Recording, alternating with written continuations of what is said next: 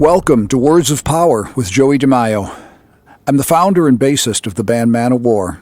I'm a record producer and an entrepreneur and public speaker. In this podcast, I discuss values and ideas that I believe are helpful for all of us wanting to live a powerful life. And I speak with people that have a great message or that I find interesting as well as inspiring. In this episode, I'm joined by my childhood friend and MANOWAR bandmate of 40 years, Eric Adams. Eric started his musical career at 9 years old and was actually a child star. You will hear how he discovered his love for music, the trials and tribulations he was confronted with as a young adult, and how his upbringing and work ethic helped him to fulfill his life's dream. If you're enjoying my podcast, please make sure to rate it and leave a positive review on your favorite podcasting platform. And don't forget to subscribe so you get new episodes automatically. Also, visit me on social media. Let me know what you thought of this episode and what you'd like to hear about. My username on Facebook, Instagram, and Twitter is Real Joey DeMaio. This program is brought to you by Valhalla Studios, New York, your destination for immersive recording, mixing, and mastering. Valhalla Studios, New York combines state-of-the-art equipment with award-winning engineers and provides the perfect setting for recording, mixing, and mastering projects of all genres, as well as remote solutions for clients all over the world. Check it out, valhallastudiosny.com. I'm sitting here with my lifelong friend, the great singer, Eric Adams. We celebrate 40 years this year of being in MANOWAR. What can I say? The man is here himself. Welcome, Eric. Well, it's good to be here, Joey. It's good to be alive, isn't it, in this day and age? So much stuff going on. Yeah. But with that, the program Words of Power has been made, of course, to inspire people and empower people. And you're somebody that a lot of people respect and look up to because you've always been positive through all these years. And that's kind of what I want to talk about. The fact that, sure, it's been 40 years of MANOWAR and many, many ups and downs. And sometimes more downs than ups. Oh, yeah. The early years. And even before that, you've had your share of ups and downs when you started in the music business. But early grief was probably good preparation for, your later grief. I know pretty much your story, but I'm sure today I'll find out things that I didn't know. Let's start at the beginning. How did just music enter your life? I was 9 years old and was hanging out with some friends. And they started playing musical instruments, and I didn't want to be left out. So I asked my mother to buy me a guitar, and she bought me, an old acoustic guitar. I think she got it from somebody. And the string, the action on it, the action for people that don't know what that means is the strings are really high on the fretboard. And it's very, very difficult to play. The action on it was ridiculous. But you knew about action back then? It felt like shit. I knew my fingers hurt. Yeah. That's for sure. It hurt every time I pressed down on the string. And I said, man, I don't know. I just kept doing it. And when my mother finally realized that, his fingers are bleeding and it's time for a proper guitar. She didn't come from a lot of money, so she bought me a Kent guitar. That's what I had, a Kent, and it was a piece of shit. If you liked yours must have been a good one. Because mine was, back then, I think it was $125, and my parents bitched it. Boy, did they get ripped off. It was fucking garbage. Yeah, I can't remember what it cost. I thought it was the best thing since sliced bread up there. I really enjoyed it.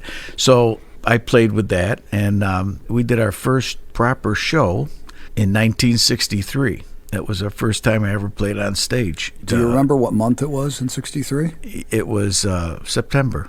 So that was 13 months before the Beatles hit. Yeah. Yeah, Beatles it was hit in the 64. Beatles. So your band preceded the Beatles. Yeah, we opened for a band called the Trinidadads back then. A lot of it wasn't singing. A lot of it was just, like the Ventures, instrumental music. Yeah, those kind of things. I was just going to say, what the hell did you play? Because you couldn't say, we played Beatles songs. No, we played Walk, Don't Run and, songs that people don't know about, but they were very early, so Apache, things like that. That's what we played. We did other things, with some vocals in it, but I never sang. I always did the background harmonies. The lead guitar player was the vocalist at the time, and as we progressed... So wait a minute, you had no idea you were a singer? I had no idea. You had no idea. So you started playing guitar. You had a guitar player in the band, a bass player, and a drummer in the band, right?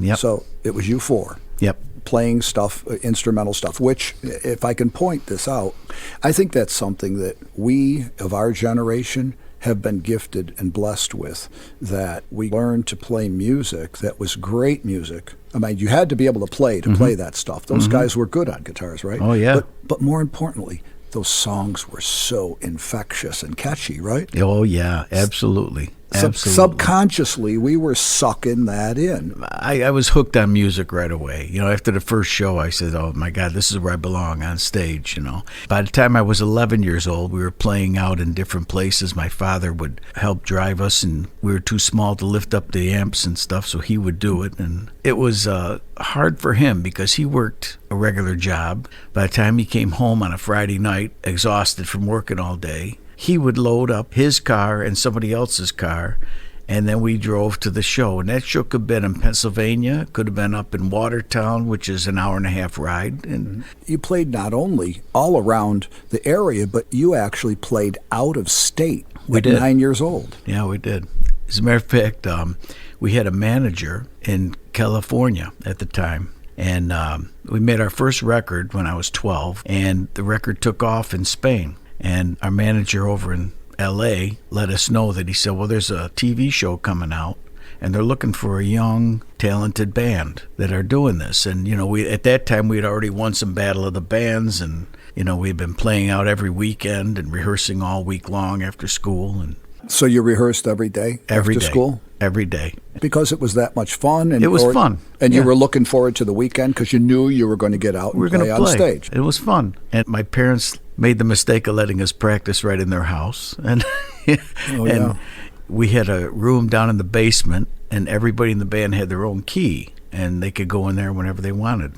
Saturday morning came, and our drummer was down there pounding away, and I'd hear him upstairs. So I went downstairs and picked up a guitar and started playing with him. Actually, he taught me how to play drums, and I taught him how to play guitar. We'll get to that in a minute, but I remember your parents' house, of course, and I do remember that downstairs room, which was huge, and it was a great rehearsal space. People would kill to have that rehearsal space today. Yeah, it was fun. But there were other inhabitants in the house. You come from a very big family. Yeah, I've got 7 sisters, 2 brothers. And they all were supportive of you playing in a band, right? They were thrilled that their brother played in a band. You were famous in your own early way, right? In the early way, yeah. We played around, and people around the area knew who we were because we played all these different cities everywhere.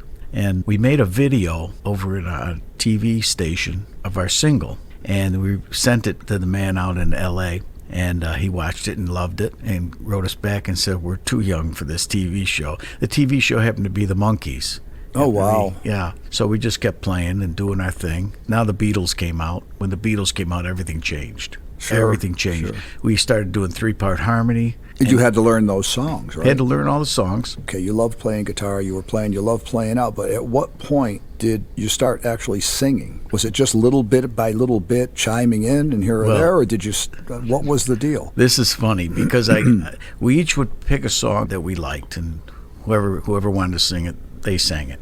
And by now we had 3 guys in the band that would sing, and each of them had their own song that they would lead sing in, and the rest of us would do the background vocals until our voices started to change as we grew older. If one guy was singing a song and his voice was cracking and he couldn't do it, we had to play that song that weekend. And so I was able to still do it. So the guitar player sang, the bassist sang, and the drummer sang. And drummer you didn't sing too back. much. He didn't sing too much, but he sang some background. But you didn't sing too much, so it really fell on to these 2 guys to sing. Yeah. So it wasn't long because they weren't singing correctly till their voices burned out. When they went up, their voices would crack, and Right. kid voices, before they were young men, and you sounded like it. Matter of fact, the band was called the Kids back then. Right. And so was Johnny Depp.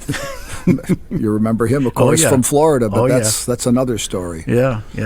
So we ended up playing and doing our thing, and after a while, everybody's voice was changed enough. I already had all the lead vocals to all the songs, so their voice got lower, yours got higher? Mine got higher. I was able to reach the high notes and even go into head voice without people knowing I was going into head voice. So that sounded okay still, and so we we went along like that. Obviously, you figured out that as their voices got lower and yours got higher, all those songs, as you said, were back then, the singers. I mean, the Beatles sang like birds. Yeah, they did. And they sang that 3-part harmony, Yep. sometimes 4-part harmony. So did you instinctively shift their voices to the lower parts because that's what they were able to achieve, and you would sing the high parts? Yeah, I mean, we figured out just by doing it, by rehearsing who liked what parts, where their voices fit the best. And, you got to understand, we rehearsed after school every night until after dinner.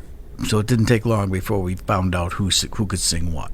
One thing I have to let people know is that you have always had, in addition to a great singing voice, of course, a real gift for being able to hear harmonies and sing harmonies. And I've always admired that to the max because unless people try it, you have no fucking clue how hard it is. Now, for some people like yourself, right, it comes second nature, but boy, oh boy, the farther away you go from the root note of the song, Oh, yeah. the farther you go away from happy birthday to you, once you start having somebody sing that, and then you have to go up, which is usually the next third or the fifth, or, the farther you get away from the root. I had to learn what notes worked with what chords. Period. You remember when we played in New York? We were scheduled to play a TV show in New York at the Ed Sullivan Theater. The band people love to hate. This was MANOWAR. This Yes, is the first, right. Yeah. That's when you had to have the shot. I woke up that morning and I had laryngitis and I could not speak. That wasn't a big deal because it was only our first TV show as MANOWAR, right? Pressure. I called you, then I called our publicist. She said, "Oh my God, you get your ass down here anyway. You can't miss this." I said, "I can't sing. I can't talk." She said, "You come down here. I'll work something out." She met us at the airport. You guys went to the Ed Sullivan Theater to rehearse. Yep. After she had me set up to go to a doctor that does all the shots when there's I remember it. The big people there that couldn't sing had to perform on Broadway. And he was couldn't talk. Elizabeth Taylor's doctor and several other famous stars. Yeah. He gave me a shot in the ass and he said, "You're going to be fine, son." I said, "Really?" He said, "Really?" Yeah, we all believed that, right? When you came walking in, he said, "I'll be fine by showtime." Like, he said, "I'm going to be all right." We got on stage, and I didn't get to rehearse. Remember that? You guys did the rehearsal already. Yep. And so when we did the songs, I knew certain notes I couldn't reach, but at least I could sing. And I said, okay, my voice is somewhat here, but I'm not going to jump up to where I'm normally going to go because my voice might sound like shit. On the fly, I had to come up with different notes that work with the chord for a live TV show. And had you not had all that experience learning all happened. those songs, you never would have been able to shift gears right on the spot, at a TV show. Yeah. Now, Yeah. That's what people don't understand about the journey of being a musician and being a professional. It doesn't seem like anything when you're doing it, but when you have to call upon skills that you just inherently have in the moment, that's the difference between somebody who knows the score, or somebody who should be out the door. May I say. Let's talk about when you guys traveled. It seems, the way you just said it, like it was so comfortable. Explain your touring conditions in that day and how you traveled. It wasn't pretty. And my father had a station wagon, jammed everything in there as much as he could in the station wagon, and then fit 3 people in the front seat. That was all you can fit. And then another vehicle came, and it was just a regular sedan. And we packed the trunk with whatever we could there. Whoever was there sat in the back seat with guitars and shit over their laps. And that was it. And we had to travel like that for an hour and a half, 2 hours. Packed to the hilt. Packed right to the hilt. Wow.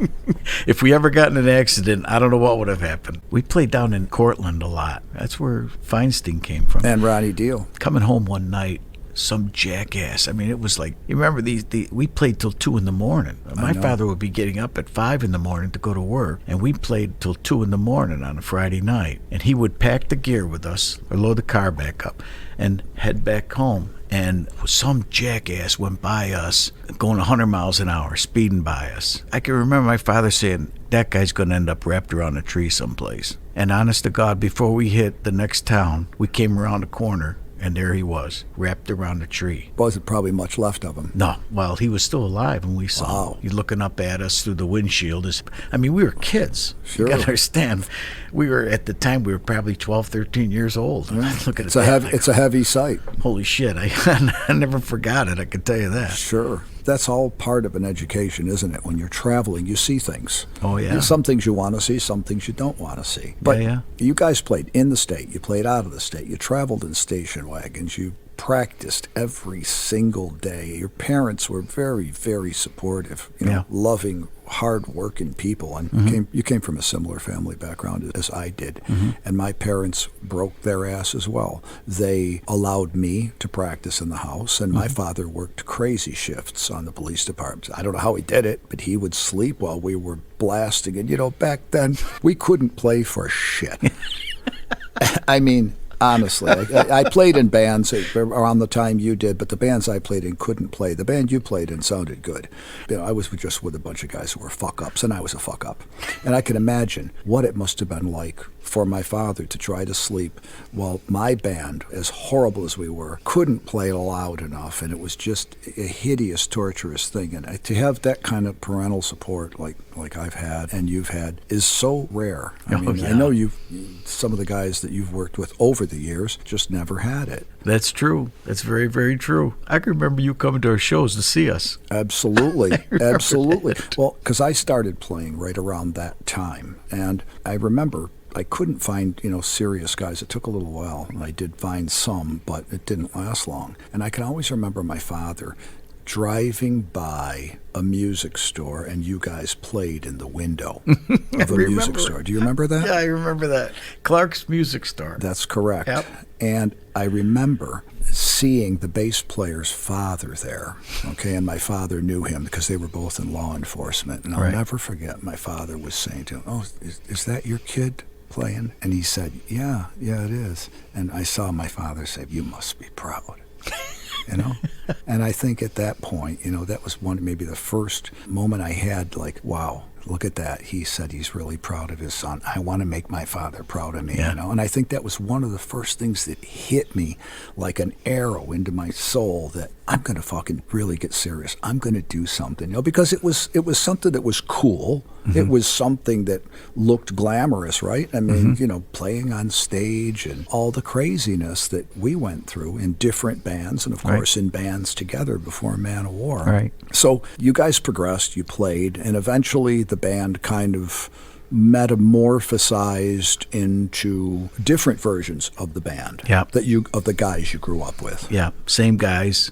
We played for quite a few years. How many years was the band actually together? We were together for 15 years, which was a long time. Absolutely. But again, we were all having fun. It was like, I didn't think about all the high school things that I missed, because I was out there playing on weekends. So, to miss a football game, I never went to a high school football game. I was always playing Friday night. That's just the way it was. Then after a while, I just wanted to move on. I could see that the band was kind of stale. We weren't going anywhere, and it was one of the hardest things I had to do. Now you just brought up something that I think everybody who becomes, let's just say, a professional musician or a lifer, as we are, I think that's a turning point that everybody has to face. We start out as kids having fun, right? Then all of a sudden you start to get a little better, and then you either get bit to want to get good. And at that turning point, you start to see your friends going the other way. And the other way is wife, house, dog, kid, cat, picket fence, bills and responsibilities, and all of the things that our parents had a quote-unquote normal life, right? And then there are those of us that, we say, okay, I really got to do this. And that's a difficult decision to make. So those guys must have been ahead of you in those decisions, right? Well, the thing was, we had a heck of a career as it was. We had gone quite a few places. We made a record when we were 12. I forgot, I'm sorry to interrupt you, but, I was telling somebody the other day, you played the New York World's Fair. World's Fair, 1964. Which, that's totally an amazing first time accomplishment. That was my first beer. First beer. Oh, bullshit. You were drinking at 5 years old. No, my father asked me if I wanted a beer. I says, absolutely, I want a beer. It was so hot at the World's Fair. It was just so hot. And I think my dad was really proud of me, too. I mean, he went to the World's Fair. Come on. Of course he was. You took him to the fair. Yeah, he that's wouldn't right. have gone. That's right. And we you know went what's really so funny? I was there that year with my parents. at the World's Fair. Yes, we were on vacation. Yeah. Unbelievable, huh?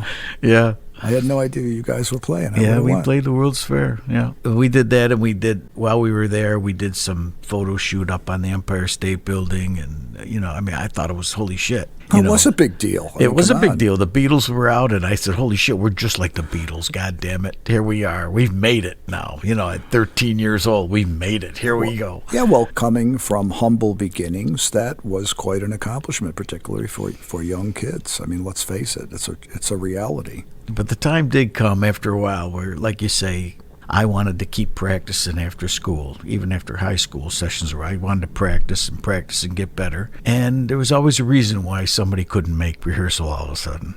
Two of us wanted to keep going at rehearsal, and two of us were too busy doing other things. I remember that I kept saying, bullshit. come on, man. The band's never going to move on to the next level if we don't. I remember saying, look, I want to do this for a living. I don't want to work a regular job anymore. I don't want to do this. I want to work with the music and just stay with the music. Period. That's all I want to do. They couldn't make that decision. So I finally had to say to the drummer, I said, look, I'm going to move on. And I hate to say this, we've been together 15 years or so, but it's time for me to move on. And I don't know, if you want to come with me, come on. Then he was going to go with me, and I asked the bass player, who happened to be a cousin of the guitar player. Right. And I said to him, I said, Paul, this is really tough. I hope you can understand. I have to leave the band. He was really pissed, and he's still pissed today about it. This was part one of my conversation with Eric Adams, my childhood friend and longtime bandmate. Tune in to the next episode of Words of Power with Joey DeMaio to hear more about Eric's character-building career steps, the challenges we were confronted with during our early band years together, and find out what shocking discovery Eric made during the recording of this podcast. If you enjoy this podcast, please leave a rating and review on your favorite podcasting platform, and make sure to subscribe so you receive new episodes automatically. Also, if you know someone that you think could use some inspiration and encouragement, tell them about this show. You can also paste a link to this podcast in a group email or group message to your friends. The more we spread the word, the more people we can help. Remember, don't give up on your dreams. Work hard, be persistent, and you will achieve great things. Thanks again for joining me. Have a great day, and remember, live a powerful life.